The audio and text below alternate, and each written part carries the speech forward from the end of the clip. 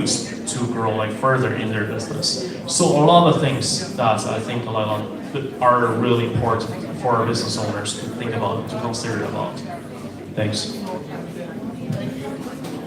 And to add on to that, now to dovetail, now we're moving on to a new thing that is really shaking up the world of business, and that is artificial intelligence. And this is a question that goes for you, Tennyson. What are 3 critical phases of AI implementation? That's a good question. But I have the mic and I think I need to say what I need to say. Those 3 critical phases, what I just said before, the digital adoption, automation, and execution of the AI. But I want to say to everyone in this room, I can look around this room and I can write a program that can probably replace majority of the people that work that you're doing here. The work, what he just said was very excellent about having the contract, looking for those 3 pages. I can get an AI to do that. Right? So AI for our community is an existential threat to our community. I think the people in our community hasn't realized that yet. AI is affecting right now the white collar companies. Amazon laid off 50,000 people. This person laid off 5,000 people. They're being laid off because of an AI can do it better. And if you as a small company cannot level up with these big corporations, you're going to become a dinosaur. So those 3 phases, those 3 steps, that's key. You need to have a digital strategy. You need to use those common tools that everyone is using. Calendly, using Phantom, Google Meets, like all those little automation stuff that makes your life easier. And you also have to really look into AI in your business. And you have to look at it not just 6 months from now, a year from now. A year from now, when you just bought a whole series of inventory and an AI came along and make Amazon coming now, do SEO, get in front of the customer, and push their products before you can get there. Because everything right now is digital. And if we as a small community does not realize that AI is a threat to our way and the way how we do businesses. I can get an AI to do music. I can get an AI to copy him, study him, and copy his style of music, and I can actually produce a mixtape based on his own personality, right? We had a lady here that was doing SEO. I can get an AI to scan for websites and make you a website based on what you're asking for. Right now, GoDaddy is doing that, right? They have you can go on their site, put in information, and it makes your website. How do you feel that's going to affect a small person who's doing a website or who's trying to start a business? I have an AI that can do marketing. It can study her habits and actually copy and mimic her and then make her suggestions in less than 5 minutes. Right? And it's coming down to these 3 or 4 big companies in the future that's going to have all this information. So I, as a small business owner in my community, I have developed an AI that does not train from the external factors. It can train from your own business information. So say you have a marketing company and you have a proprietary way of you doing it, we can give you an AI that you can keep your information inside your company and still use it safely, right? The same business that he's doing, that this gentleman is saying that he can do the 500 page, look at 3 pages. I can give him an AI that he can use safely in his organization, and it does not tell 7 billion people around the world how he does it. And that's what AI is doing. Every time you use ChatGPT, you use any of these big company AIs, it's going back to the server, and 7 billion people have access to it. Right, so I work with a lot of manufacturing companies that does not want to use AI because every manufacturing company around the world thinks that what they do is unique, right? They're making pants and they think that company across the street can't make pants as better than me. but they can, right? So you have to take AI as a journey, and you have to have a plan, and you have to utilize it sooner rather than later, because eventually a small business is going to become something obsolete. Thank you. So that's what's important to pay attention to. We need to understand how AI will affect our businesses and the different ways that we can either integrate it or find ways to compete against it in order to make sure that we can continue to survive as business people. So Karen, this one's for you. How can entrepreneurs build a strong brand, customer trust, and lasting community influence while operating with limited budgets and resources? Falls right off the AI question. Wow, obsolescence, wow. It kind of goes, the same question that the answer that I gave before, and again, it really is about making connections. Today we had a whole bunch of vendors that were here today, and sometimes we're like, oh my goodness, I didn't have much people come to my table, and they didn't bring enough organizers, enough people into the space, and the key here is you have to use that as an opportunity. And it's really not about the quantity, but the quality of the engagement that you have with that person. So you really want to use whatever you're faced with, whatever's thrown at you, you've got to be able to pivot. You've got to be able to think on the spot. When you're there with that person that comes to your table, use that as an opportunity to truly learn from them. Find out what their needs are. Find out what their concerns are. Find out what their problems are. So then that way you can, as I say, pivot towards them. You got to use every opportunity that's in front of you. Not everything is going to come to you on a silver plate. And as I said, sometimes I always look at it as a plant. When a plant is growing, you've gotten to see that bud, you've gotten to see that rose, but it was turbulent when that plant came to life. That seed that was in there, the watering that was in there, the food that you had to pay with it, the soil that was in there, the breath that you gave, you really have to take that time and allow things to actually grow. And unfortunately, I had to learn that the hard way, but it's really and truly give it time. Use every opportunity that's in front of you and use it to your best ability. Succinct. So Abby, this one is now for you. Are the criteria for the programs that we were talking about, or that you mentioned in the last question, are they rigid? And what is the amount of funding that a business can access? Thank you for the question. So I mentioned 2 easy and quick programs that new employees can enroll for. The program which gives you funding for a new hire, the eligibility criteria is not very rigid. You need to have a business registration there in Ontario. If the nature of the business is that you need to have this WSIB insurance, you need to have that, or a third-party insurance. And you need to give us an intention that you're looking to train this new hire and need to retain them in the business.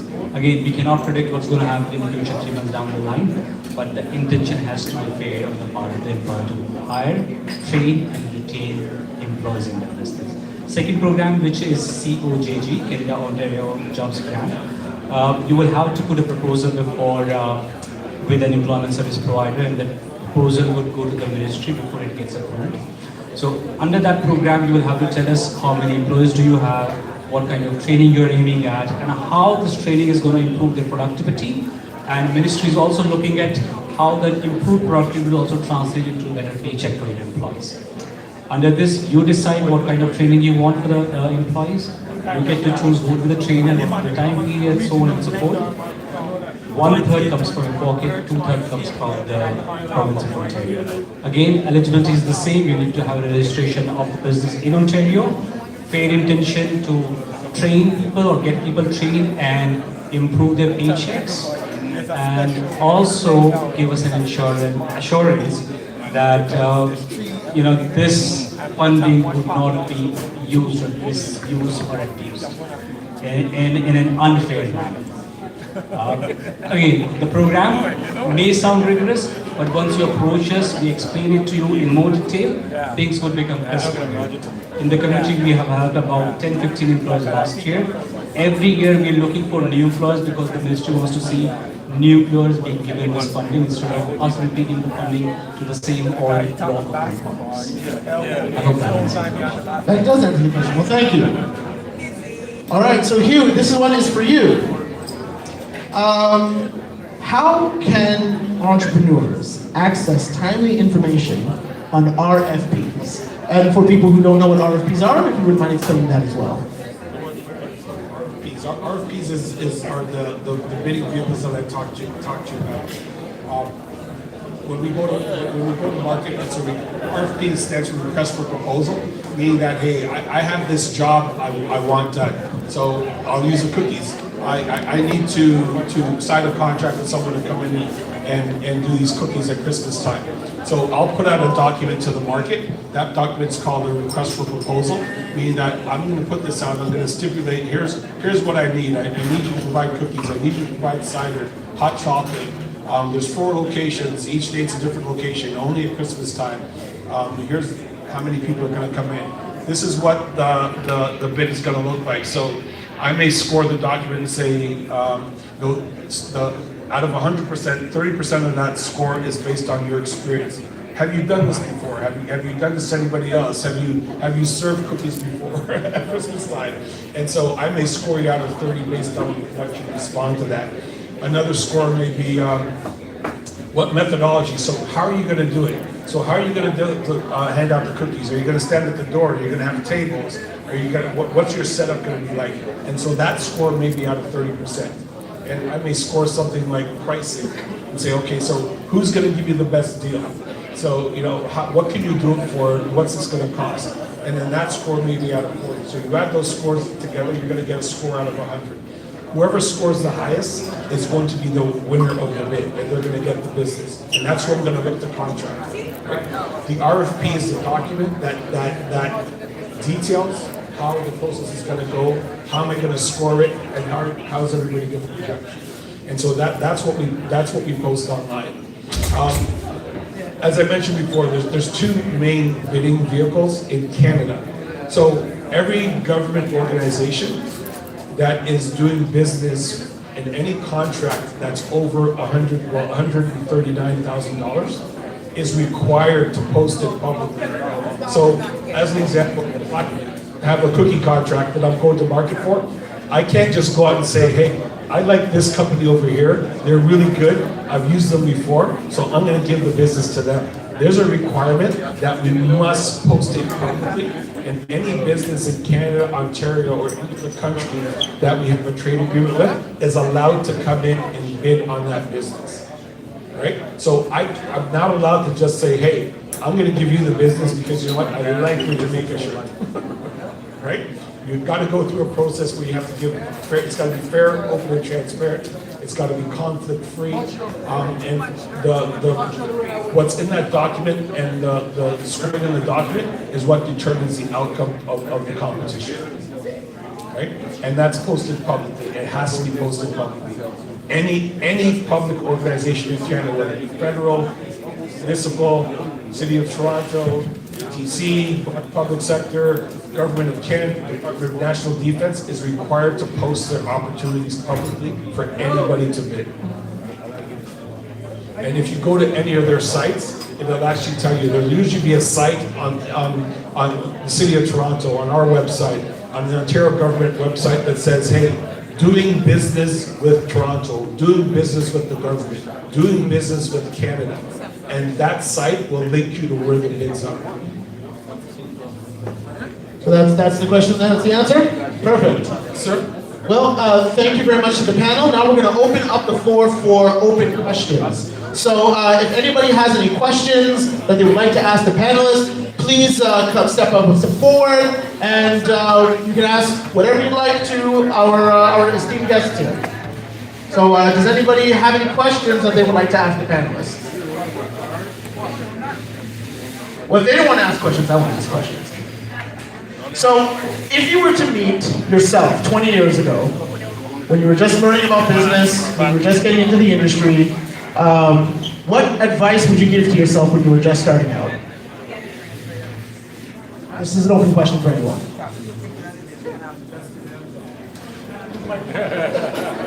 He said invest in Amazon. I'm not really sure whether I can deal with somebody who is just like myself, like 20 years young. The only advice that I would give is have more patience. Take some time before you understand the thing and jump onto them. Right? And I believe that for any new business, these are the key words. Invest time, have patience. You won't see the fruits in the very first. It will take a long time, and everybody has a different journey altogether. Don't compare your timeline and others. Great answer. Anyone else want to chime in? For myself, I would definitely say focus and consistency. Consistency, consistency, consistency truly wins. Sometimes we're so quick to look, we're right. This person's doing this. This person's doing this. Oh my God, this person's doing this. No, you are who you are. Take that time to find your niche, because at the end of the day, the DNA that's in you is not in another person. Remember that the DNA in you is not replicated by another person. So take that time to know who you are, stand for who you are, have integrity, and be consistent. Show up. It doesn't matter what the weather is like. It doesn't matter what the turbulence is like. You're going to show up.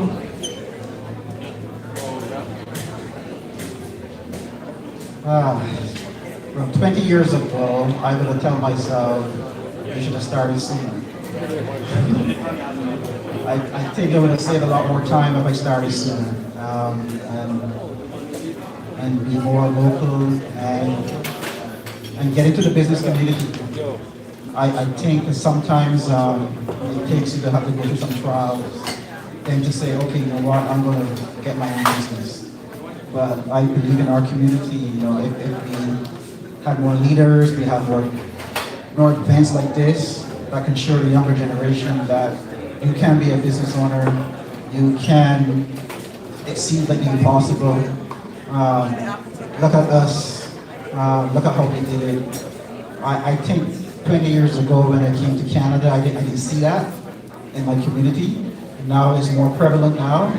I'm older, so I wish I could go into a time machine, took everything I learned now and go back there and say, you know what, man, let's do this, but I can't. But I think this is the trials that any community, any city, any town has to go through. So we should be encouraging our young people to be more creative. You don't have to fall into that trend of working for another big company. You can actually do it yourself. And doing it yourself from our perspective usually turns out to be better than a general product that's coming into the community. Thanks for the opportunity. I think this is a really good question. But for me, it doesn't matter if it's like 20 years ago or 10 years ago or 5 years ago or even now, my answer will be the same. I will mention 3 points. Number one is that you need a mentor. Mentor is actually very important in any businesses. It doesn't matter what you do. Find the ones that succeed in the industry that you're doing. And not only just look at their like successful lessons, but also look at something they didn't do well. For example, the failures. Those are the best lessons that you can get. It's free lessons. The second one is that I would say that don't afraid to spend too much money. Don't do all the things by yourself, because the time is precious. You can't just learn all the skills that make you successful in your business. Always talk to the people, talk to the specialists, because people are trained to do what they're good at. So don't afraid to spend money when it's necessary. And that's something I wish I could do when I just started a business, by spending like $1,000 when looking for the experts, helping building the website, help me hiring the people. That's gonna be like it's gonna save me about like a year to figure out how to do everything by myself. I could use that time, grow so much, 10 times of my business in the beginning. And the last one, I would say that always keep an open mind because the world is changing so fast. As you see, like we have AI that can replace 99% of people here. 90%. I think you're moderate. Like I think a lot of jobs will be disappearing like in the future, and AI is a cool tool. But the thing is, we can learn how to use AI. We can use how to implement the tools, but never stop thinking, because you can't let AI replace your thought. You always have to know like what problems you're dealing with and how to find the solutions by yourself. If you think about it, just think about it. If everyone is using the same AI tools to create the same solutions, then everything will be the same. How can you differentiate yourself from others, right? So you have to be the one. In the future, I can guarantee that the ones who know how to think will succeed in their business. If you don't know how to solve your problems or how to think in a way, or you haven't really built a system in your business yet, maybe it's time to talk to me. Thank you. Thank you. Okay, so we have one last question. One last question for the panel. Now, you mentioned the volatility of today's market. You talked about AI shaking everything up. We talked about the fact that we live in uncertain economic times. For a new business owner who's trying to get their footing in a market where everything is up and down, fuel prices are one price one day, and then there's something else another day. We're staring down the barrel of potential shortages years down the road because of these disruptions in the supply chain. How does somebody find stability in a market that doesn't decide if it wants to go left or right any given day? You don't, because it's not stable. So I mean that is part of the business that I do. I have to know what's happening in world markets right now and the impact on healthcare. So I'll give you an example that people may not know. Based on what's going on in Iran right now and that side of the world, there's an impact to healthcare and to our anesthesia gases. So helium is one of the gases that we use for anesthesia. Right now there's a huge helium shortage in the world because 25% of the world's helium comes from that area. So it impacts us, our ability to do operations, and so we may have to start canceling different surgeries because there may not be the helium there for anesthesia. So it's understanding the global market, how it impacts your business, and how what are the critical supplies that you need, and how do I go about looking at my critical supplies, how do I go about having secondary supplies. I always tell people, I never go into a situation, I never go into a contract without an out, right? If I go into something, I always have to know my way out of it and what's the worst impact that's going to happen to me if I have to get out of it. So if I understand that when I go into something, I understand what my risk tolerance is, and I understand that, hey, can I take this risk to go into this? Because here's my way out, and this is worst case scenario. So can I live with that worst case scenario? And as a business, you sort of have to take the same look. When I go into something, what's my way out? And can I live with that way out? More or less the same.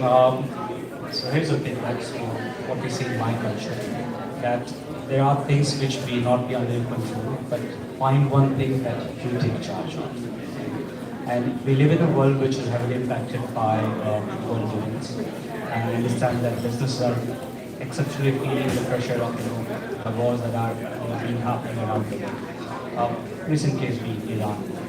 I would say that I'm saying it's very responsible because I deal with employees day in and day out. Employees usually have a grand plan, or they have some sort of a plan when they're starting off in business. So I say that take in factor these external events which are beyond your control, make changes in your plan, improvise. Sometimes just to keep yourself afloat is a big bet. Sometimes even to minimize the losses is a big bet. And I understand that things may not be always in your control, but there could be something that you can take from even a very negative scenario that's happening now. So push that button which gives you hope, and work out your plans accordingly. That's how it's. I'm going to relate this to something personal and within our business. And when we started out, again, the importance of listening and being open and having a coach. One of the things that when I was doing business is more focusing on a product. And one thing I learned very, very quickly is when that product was pulled from you, so to speak, I had to pivot. And I really looked very deeply into the market, and I started to look, okay, so you know what? What do I need to do? What do I need to do? And more research was showing people want things that are fitting their needs and that are customizable. And so I had to learn to open myself, listen to the market, not just focus on that product, but focus on the solutions that the people that I'm dealing with and listening to them, because that truly, they are my product. And I had to pivot again to address that. So again, it's just being open, being able to, open your thought, your mind, and more importantly, also joining alliances and relationships. And never ever forget to be grateful for what it is that you started with and what you had, because it's so quick to look the other way and not be grateful for where you're at. It actually is your foundation that you can build on.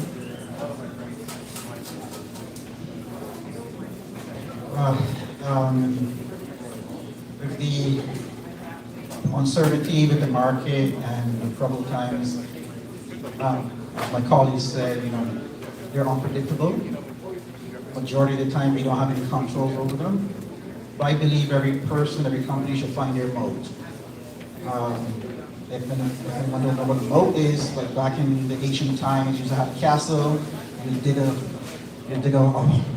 trench around the castle, you put a moat.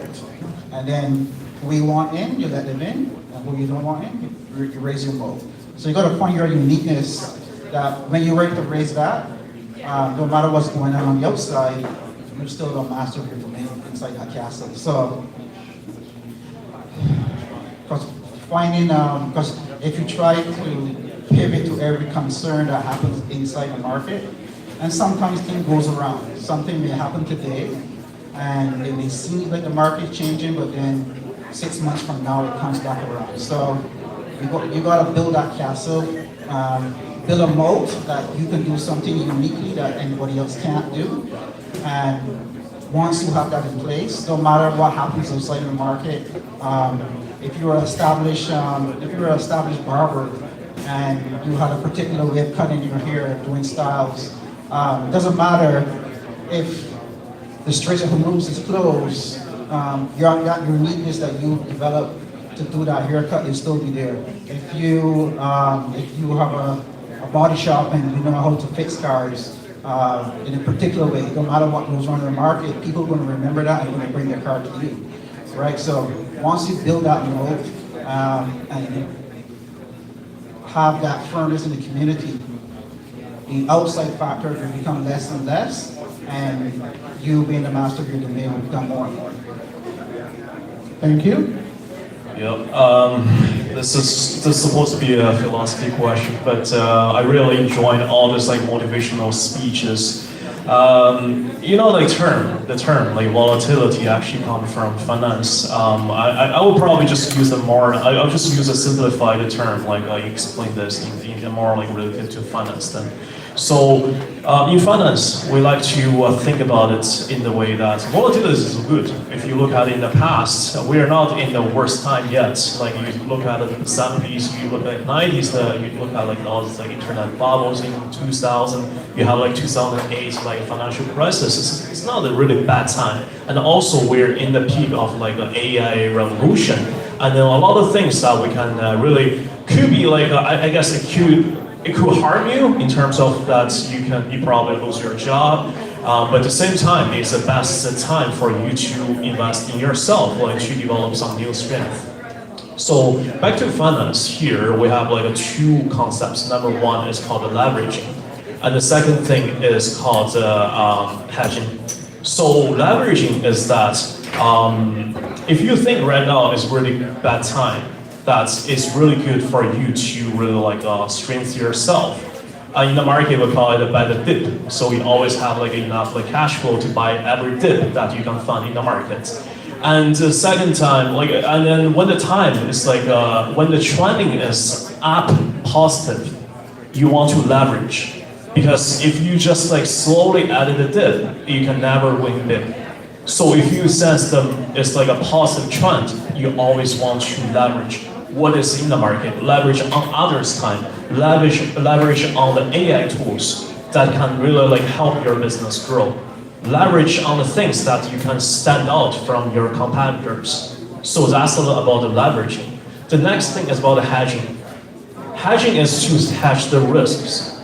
There are tons of risks. For example, even you're doing well in your business, what if one day you get sick, right? One day, like you're the only one in your team knowing how to grow your business, how to do all this like technical operations. But what if you get sick? What if you cannot come to work? Have you like backup plans? A lot of things that we want to build this like methodologies that can shift this risk outside, or we can find the tools that can mitigate your risks, that can really significantly lessen your financial burdens. That's actually things that, because I come from like a financial background, I do a lot of like financial plannings for families and also business owners. So we will have like tons of tools can help you to really mitigate the risks and also leverage based on your resources to get the best outcome to your business. Thanks. Thank you very much. Let's give them all a hand, everyone. Thank you very much again to our esteemed guests. You're free to escape now. We also have a special guest who would like to come up and say a word. The Consul General from Jamaica, Kurt Davis. Where are you, sir? Mr. Davis, please come up.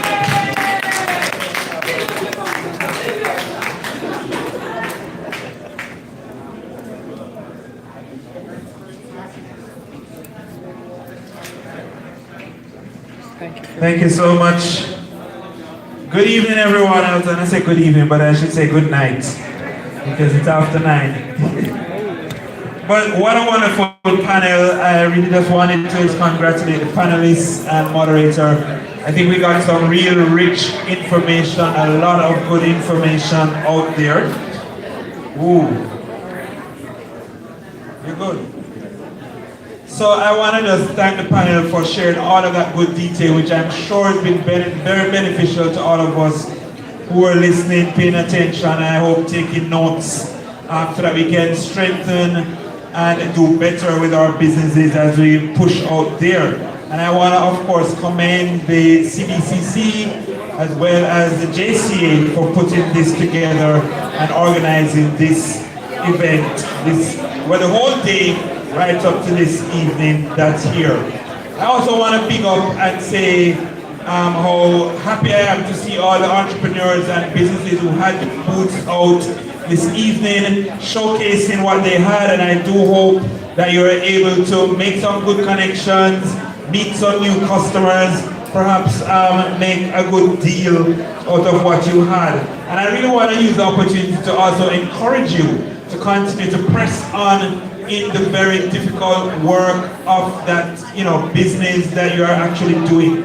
We heard just now about how risky and how much challenges are taking place across the environment globally just now, and it's a tough time. But we know that we are a resilient set of people, and we're not the only ones who have gone through business development in the first place, and if others did it, you can do it too.